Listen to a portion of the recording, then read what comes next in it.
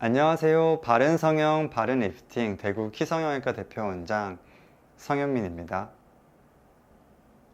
요즘 실리프팅에 관심이 많으시죠? 뭔가 한 번에 급격히 어색하게 확 바뀌는 게 아니라 자연스럽게 젊어 보이도록 하는 동안 성형에 관심이 많으신 만큼 그 동안 성형에서 중심 역할을 하는 실리프팅에 대한 문의와 상담이 굉장히 증가하고 있는데요. 그만큼 실리프팅에 관심 있는 분들, 또 실리프팅을 해보신 분들도 참 많으시고, 그 중에선 실리프팅으로 효과를 못 보신 분들, 효과가 너무 적었던 분들도 정말 많으세요. 오늘은 당신이 해보신 실리프팅이 왜 실패했을까에 관한 내용입니다. 실리프팅 요즘은 성형외과, 피부과, 무슨 의원, 클리닉 참 다양한 곳에서 많이 시술하고 있습니다. 실리프팅 위주로 하는 한의원도 있더라고요. 이런 여러 군데의 병원을 돌아다니면서 많은 실리프팅을 해봤는데 효과를 보지 못한 분들, 그중 가장 많은 이유는 실의 종류를 잘못 선택하셨기 때문인데요. 서양인이나 연예인 분들처럼 피부가 야들야들한 경우에는 얘기가 달라지겠지만 일반적인 한국 분들의 피부는 서양인들보다 약간은 두껍고 질긴 양상이 있습니다.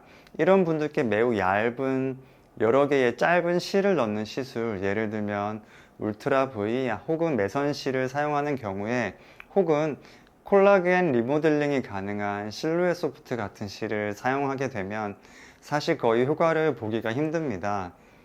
이런 분들은 조금 더 강하게 당기고 고정하는 힘이 있는 PDO 성분의 돌기가 달린 실이 더욱 효과적입니다.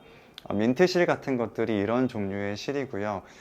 한국인 분들 중에서도 피부가 야들야들 하신 분들이 계시죠. 그런 분들은 실루엣 소프트 같은 실을 사용하거나 강하게 당길 수 있는 PDO 성분의 돌기가 달린 실을 사용할 경우에는 일반적으로 당기는 방향이 아닌 고객분 얼굴형에 맞춰서 적절하게 디자인을 변경해서 시술하는 노하우가 약간은 필요합니다.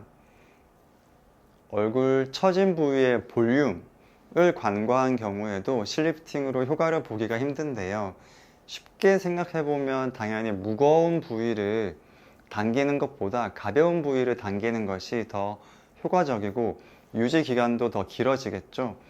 실리프팅 시술도 마찬가지로 너무 무거운 부위를 당기게 되면 그 효과가 반감되게 됩니다. 무거운 부위를 당기려는 시도로 예전에는 그 안 녹는 실을 사용하기도 했는데요. 광대가 넓어지거나 완화되지 않는 딤플, 개선이 어려운 이러한 부작용이 발생할 수 있기에 현재는 녹는 실을 많이 사용하고, 녹지 않는 실의 경우에는 아주 제한적인 용도로만 사용하고 있습니다.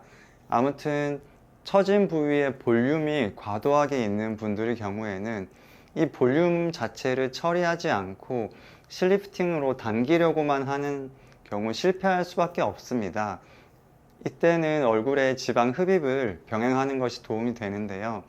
지방 흡입으로 무게가 가벼워질 뿐만 아니라 계획하는 방향으로 조직을 이동시키기에도 매우 용이하기 때문에 실리프팅과 지방 흡입은 궁합이 매우 좋은 시술입니다.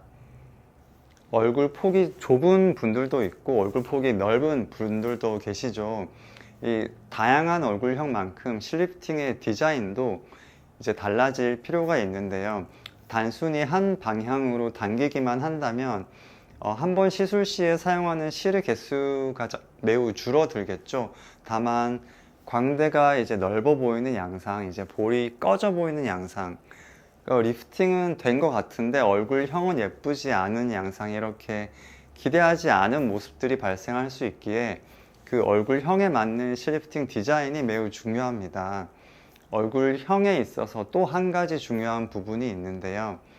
얼굴의 기본적인 윤곽을 만들어주고 실리프팅을 하는 것도 참 중요합니다. 예를 들어 무턱이신 분들에게는 턱 끝에 볼륨을 주거나 관자놀이가 많이 꺼진 분들께는 그 부위에 볼륨을 주는 등의 그 얼굴 라인이 개선되지 않은 상태에서 억지로 당기려고만 하는 것보다는 기본적인 얼굴형 개선과 함께 실리프팅 시술을 하는 것이 훨씬 만족스러운 결과를 얻는 데 도움이 됩니다.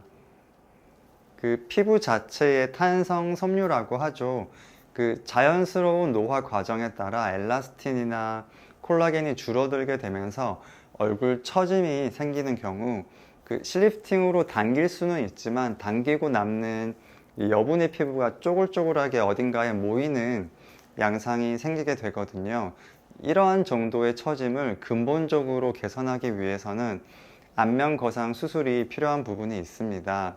남는 여분의 피부도 제거하고 안쪽의 스마스층과 또 그 안쪽 심부 지방의 구조적인 재배치도 같이 할 수 있기에 가장 효과적이라고 할 수 있는데요.